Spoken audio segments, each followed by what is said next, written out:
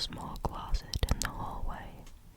The door had been removed and propped up against the opposite wall, as usual, and the mistletoe had been hung up in the centre of the doorway.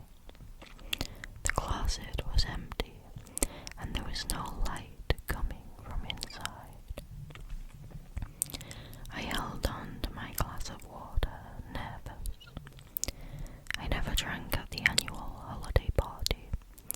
The things we were about to see were bad enough sober, and I couldn't even imagine what it would be like if I were drunk. I looked over at Mel, who was smoking a joint, as she did every year.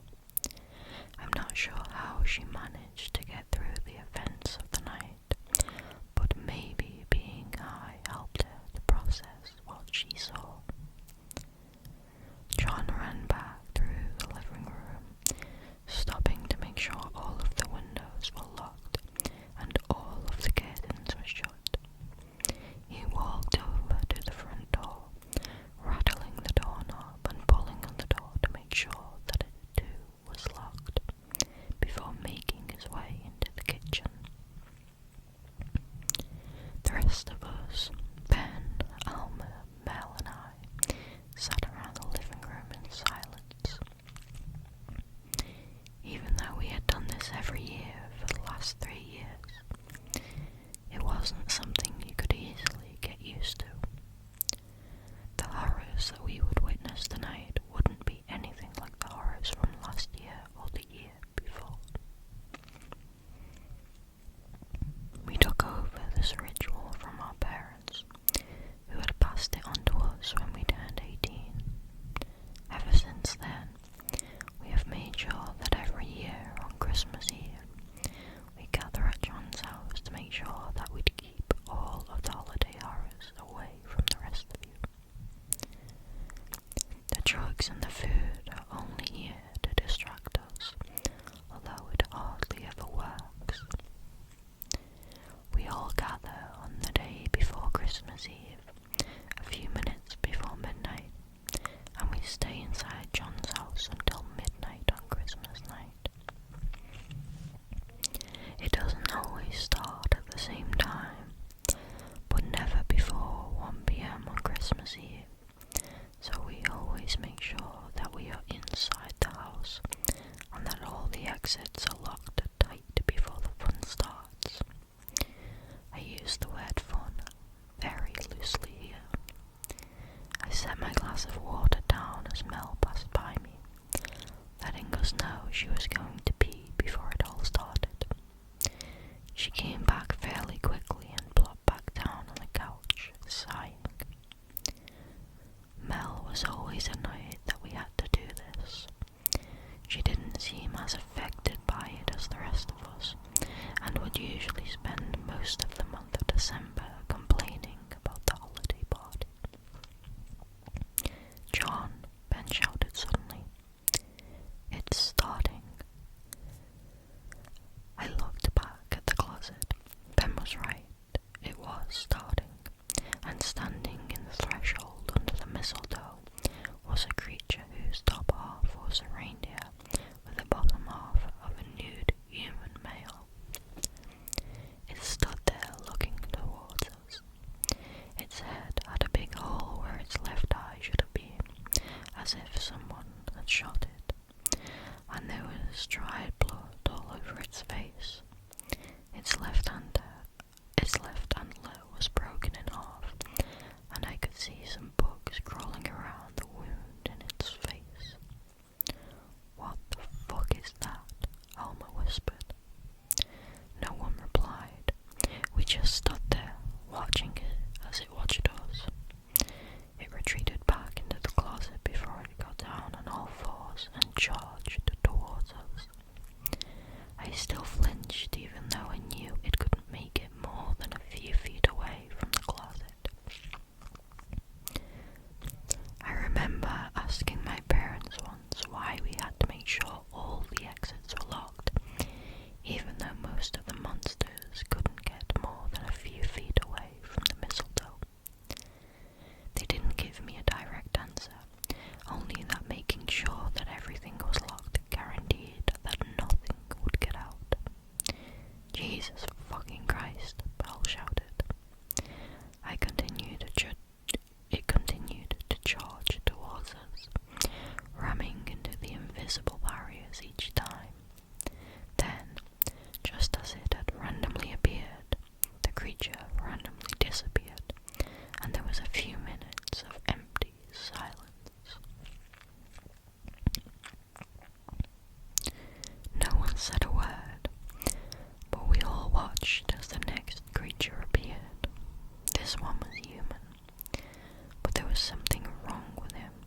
usual.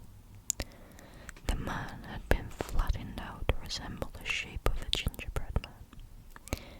He had large, rotting gumdrops that were meant to be gingerbread buttons sewed down his front. His mouth had been pulled back at the corners with some sort of metal hoops that pierced through his skin in order to give him a permanent smile. He waddled from side to side as he attempted to balance on his flattened feet.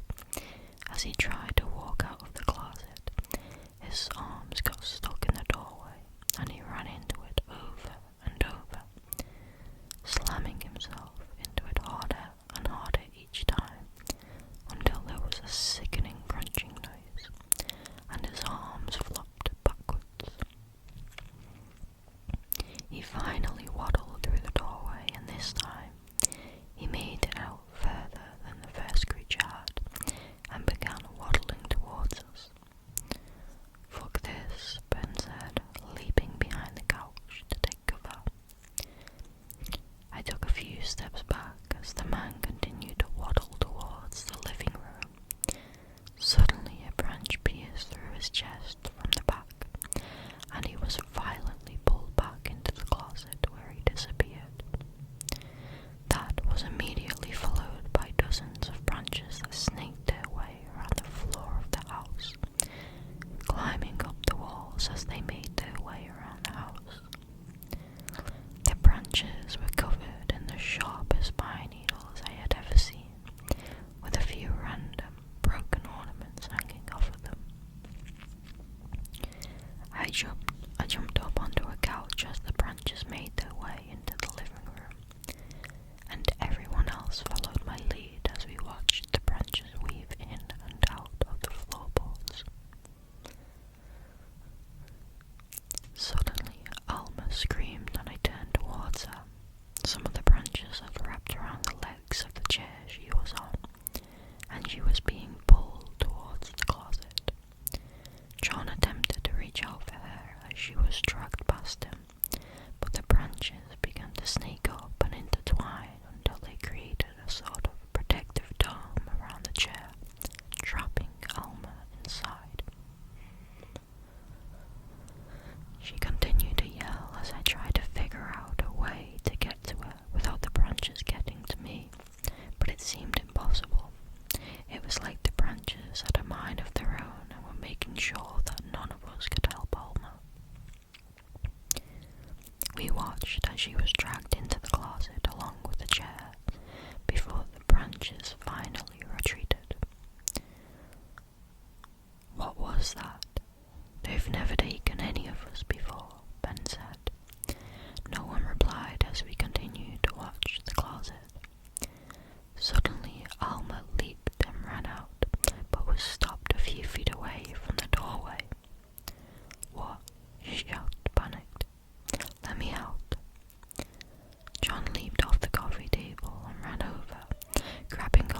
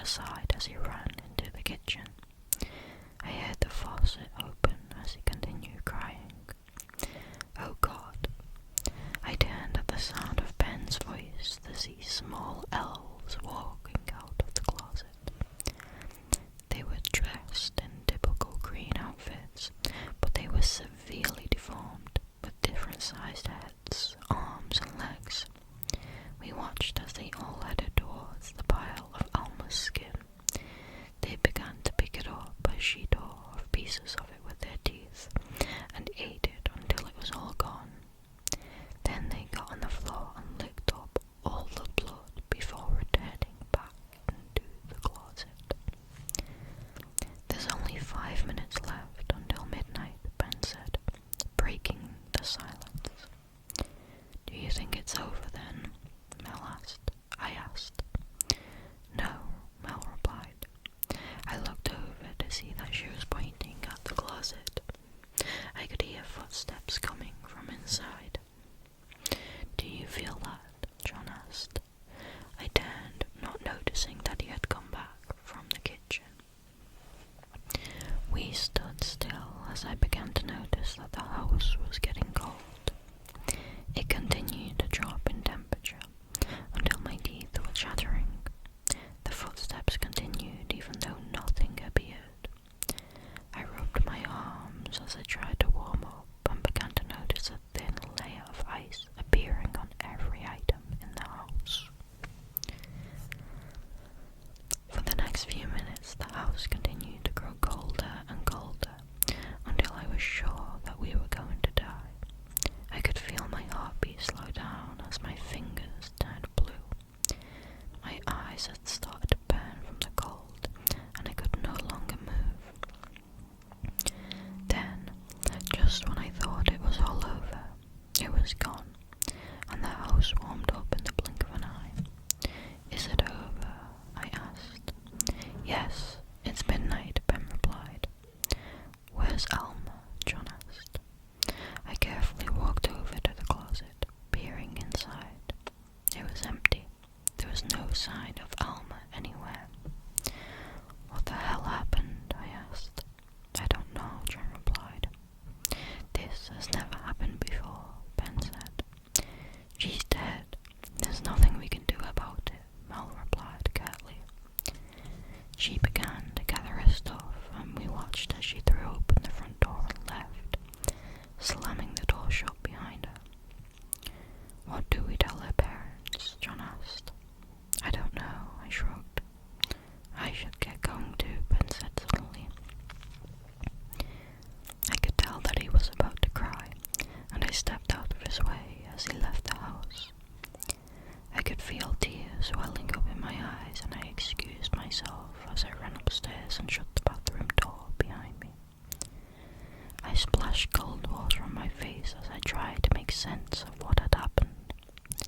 I wondered why this time had been different.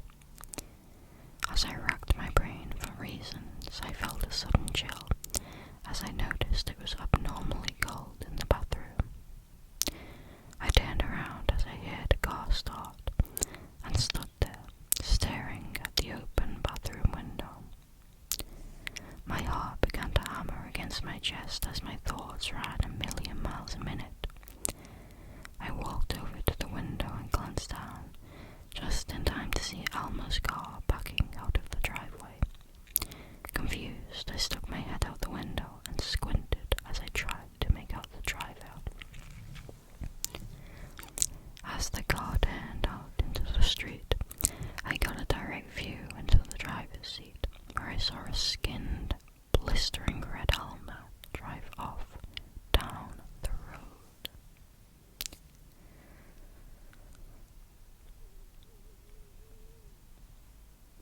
That is super graphic. That was very, very creepy.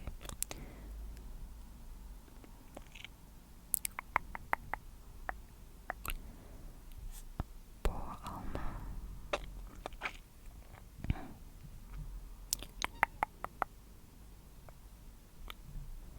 That one was really good, really graphic though. More gory than scary.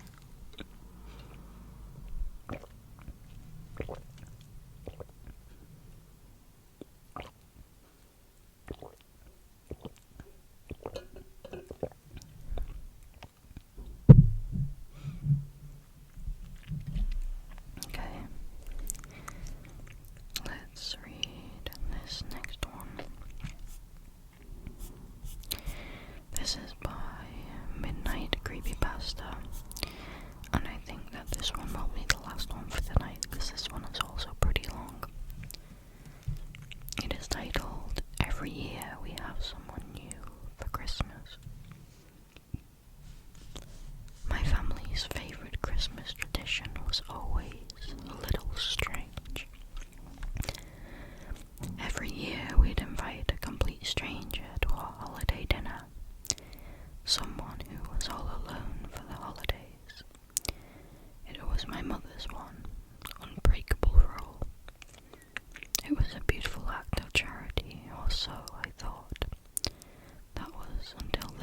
Christmas when I finally learned what having someone for dinner really meant. For as long as I can remember, Christmas at my house was a Norman Rockwell painting come to life, just with one very peculiar brushstroke. The air hummed with pine needles and roasting turkey. The fireplace crackled, casting a warm glow on the walls, and the tree, always a little too big for the room, scraped the ceiling with branches heavy from a generation's worth of ornaments. My parents, my grandmother, my older brother, Michael, we were a postcard of holiday perfection, and right at the centre of it all was our guest. The tradition was older than I was. My grandmother, Nana Rose, said her own father started it during the Great Depression. No one should be alone on Christmas, she'd say, her voice as soft as the cashmere sweater she always wore. It's the one night where everyone deserves to feel like they belong. It was a beautiful thought, and as a kid I accepted it completely. Our guests were the living embodiment of the Christmas spirit, charity, community, and radical kindness. I remember them in flashes, like old faded photographs. When I was 6, there was Arthur, a retired librarian, whose wife had passed away. He had ink-stained fingers that smelled of old paper and peppermint. He taught me how to fold a paper crane, and his laugh was a quiet, dusty rustle. He got a little teary-eyed when my mother gave him a gift, a new leather-bound book of poetry. He said it was the kindest thing anyone had done for him in a very long time. When I was 9, there was Sarah, a foreign exchange student whose flight home got cancelled by a blizzard. She had a bright, tinkling laugh and taught us a Christmas carol in her language. We were all clumsy and off-key, but she just clapped with delight. Her energy made the whole house feel brighter. Each year was the same beautiful, heartwarming story. A week before Christmas, my father would go looking for our guest.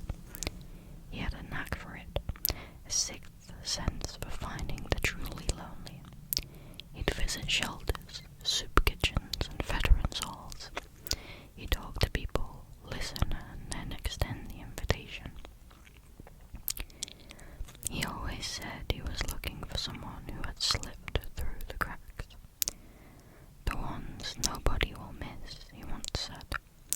The phrase sounded so charitable at the time, but now it just echoes in my head. The preparation was a whirlwind. The guest room, usually just storage for Dad's old records and my toys, was completely transformed. Fresh linens that smelled like lavender were put on the bed. A small personal Christmas tree sat on the nightstand, with a single beautiful glass ornament on it. My mother would cook for 3 days straight. The feast was legendary. A massive golden turkey, honey-glazed ham, mountains of mashed potatoes and stuffing, and every kind of pie you could imagine. Nothing was too good for our guest. They were the guest of honor, the entire point of the celebration.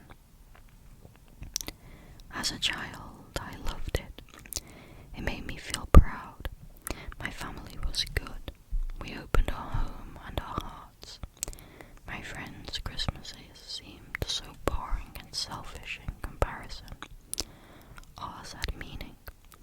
We were giving someone a perfect Christmas. But the older I got, the more the perfect picture started to show tiny cracks. It wasn't one big thing, not at first. Just a collection of small, odd details that didn't quite add up. There was the secrecy, for one. My father a selection of the guest entirely by himself. My brother Michael and I were never allowed to be a part of it. If we asked where he found this year's guest, he'd just smile and say, someone who needed a little Christmas magic. Then there were the doors.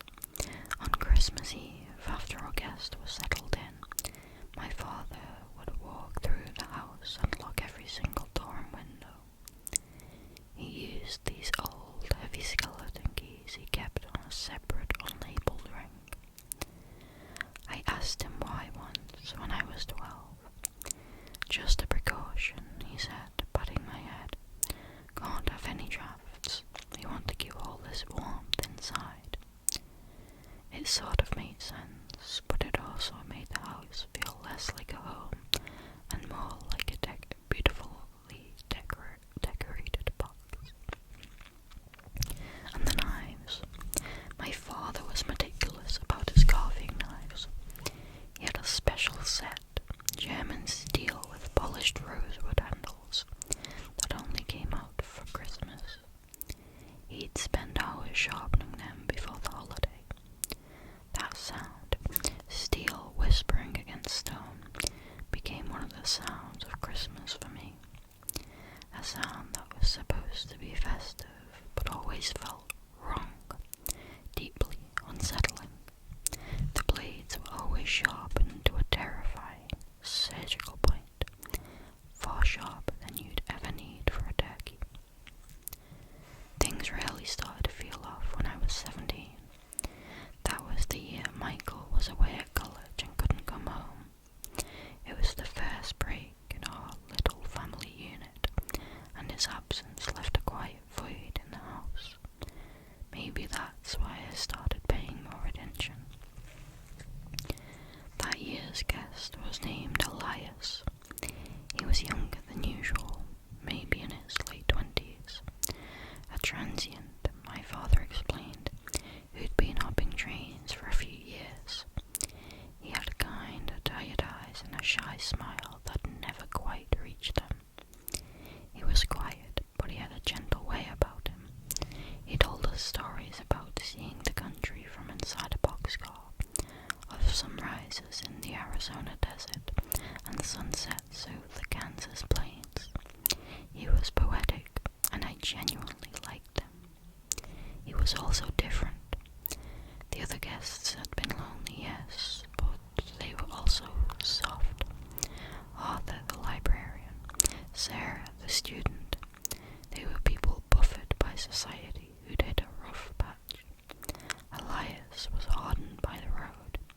He had a wiry strength to him, a survivor's edge I hadn't seen before. He was grateful, but not overwhelmed by our hospitality, and he kept his worn backpack with him at all times, like it was a part of him. On Christmas Eve, as we sat around the fire, my mother offered Elias a glass of her famous mulled wine. It was a tradition, a warm, spiced welcome.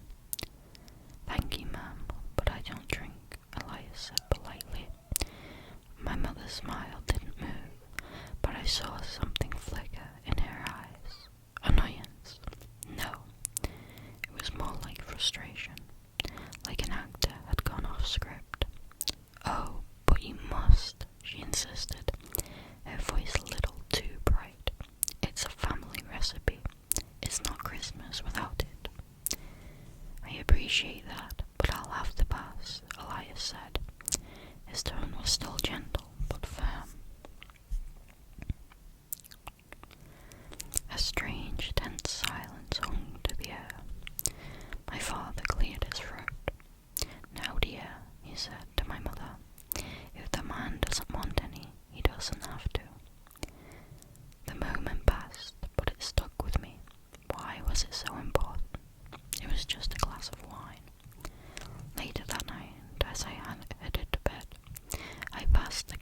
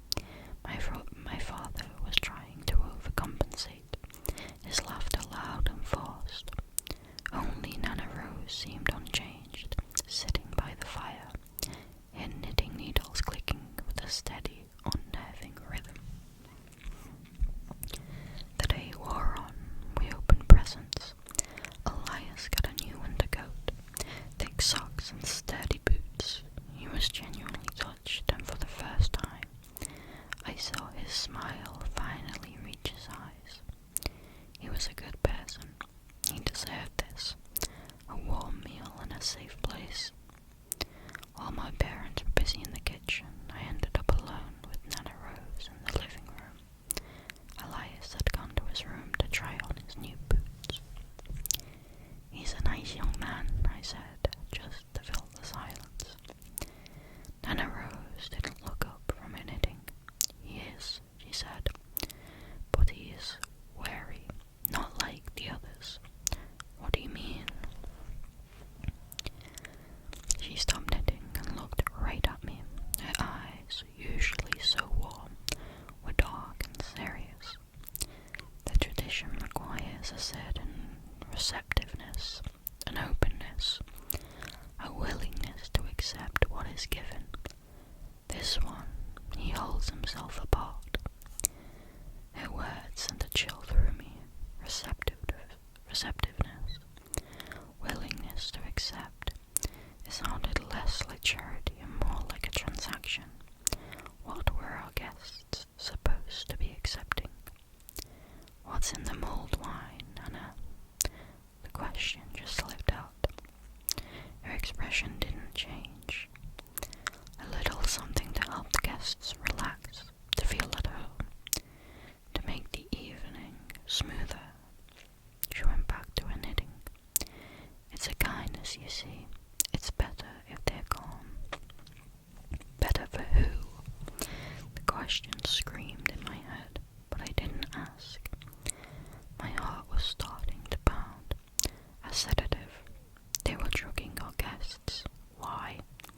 To make them compliant? Nothing made sense. My mind started racing, connecting all the dots I'd ignored for years. The locked doors, the over-sharpened knives, my father looking for somebody that no one will miss. A monstrous picture was starting to form, one I couldn't bear to look at. I had to know. I needed proof. I mumbled an excuse and went upstairs, past Elias's room, to a door at the back of the hall I was always told to ignore. The cellar door. It was always locked. I remember my father's ring of old keys. Then I thought of the spare key hook hidden behind a plug in the kitchen. My hands were shaking as I crept back downstairs. My parents were still in the kitchen, their backs to me. The sizzle and clatter of pans covered my footsteps as I reached behind the plug. My fingers closed around the cold, heavy iron of a skeleton key. Hard in my throat, I went back upstairs. The key felt like a dark secret in my palm. I stood before the cellar door, my breath caught in my chest, and I slid the key into the lock. It turned with a loud, grating click. I pulled the door open. A set of steep and narrow stairs descended into darkness. A damp metallic smell rose up to meet me. The smell of a butcher shop. I fumbled for a light switch. A single bare bulb cast a sickly yellow light on the scene below. It wasn't a wine cellar. It was a slaughterhouse. The floor was concrete with a large drain in the center. The walls were lined with hooks for hanging meat. On a large wooden table sat a collection of tools that made my stomach lurch. Cleavers, saws, and more of those terrifyingly sharp knives. Everything was spotless, but there was no mistaking its purpose. The air was thick with the ghost of blood. The most horrifying part was a large industrial freezer against the far wall, humming ominously. My hand trembled as I reached for the handle. I knew that opening it would destroy my world forever, but I had to know. I pulled the heavy lid open. A cloud of icy vapor rolled out. Inside, wrapped in white butcher paper and neatly labelled with dates, were packages.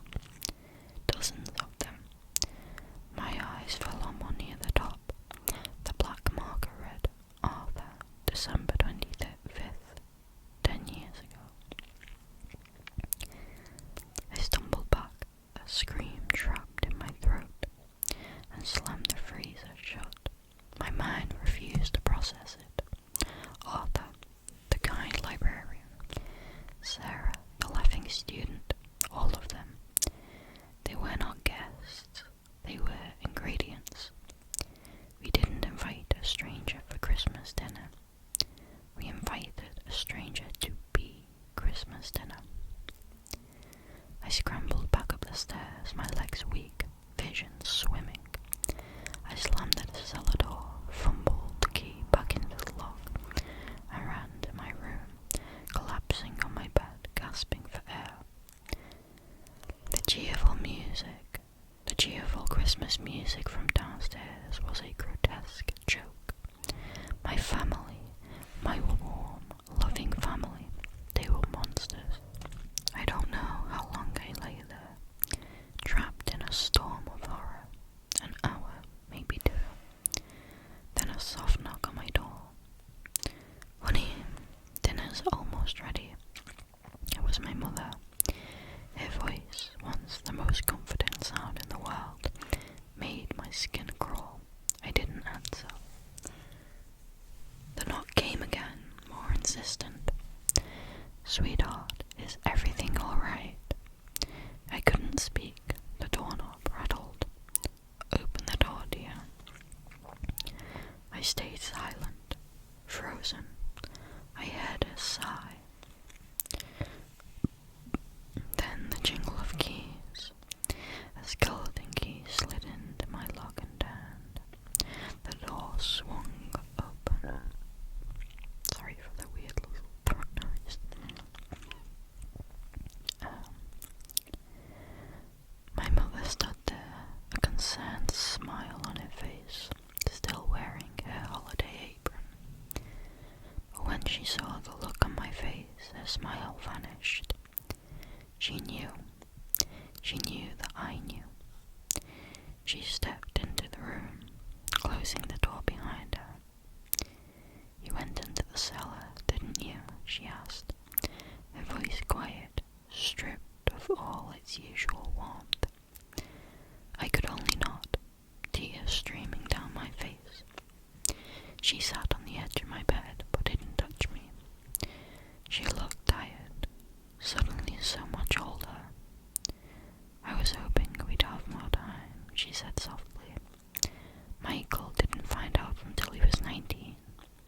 Your father wanted to tell you together after the new year." "Tell me," my voice was a ragged whisper. "Tell me what? That you're murderers, that you're cannibals." She flinched at the word but didn't deny it. "It's not that simple," she said. "It's a necessity. It's about survival." And then she told me the real story. The tradition didn't start with charity during the Depression.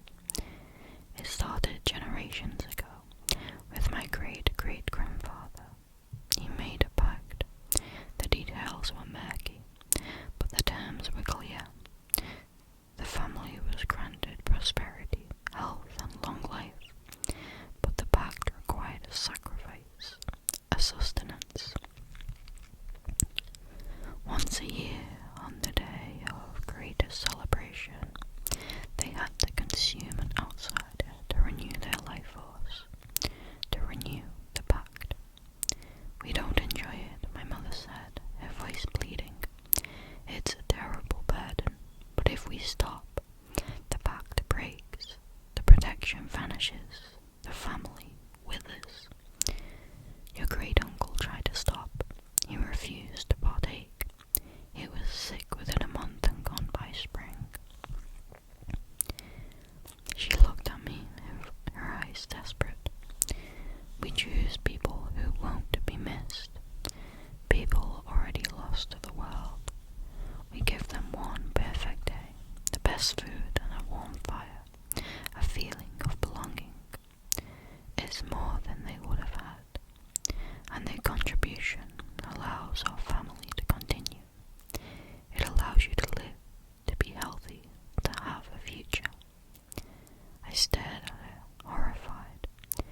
she was justifying mass murder as a family duty. The wine, I choked out. It puts them to sleep, she confirmed, her voice now clinical. They go to bed happy and warm, and they just don't wake up. It's painless. Your father is very quick. He learned from his father, just as he will teach Michael, and just as he would have taught you. The feast, the main course, was never turkey. That was just for show. The real feast, the special roast that Nana Rose always brought up from the cold storage at the last minute, was prepared separately.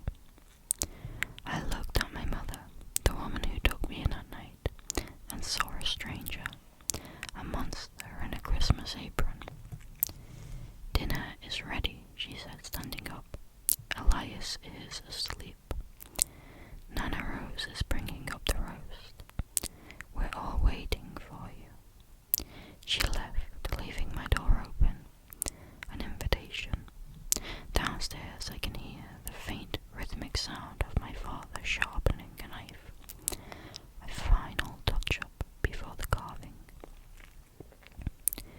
I'm sitting on my bed writing this. My choice is simple and impossible. I can go downstairs and train them, take my place in this monstrous tradition. I can eat the feast and seal my fate, ensuring my own survival at the cost of my soul. Or I can refuse. I can try to run. But the doors are locked, the windows are sealed, and Elias was a survivor. He was wary. He didn't drink the wine. I haven't heard a sound from his room in hours.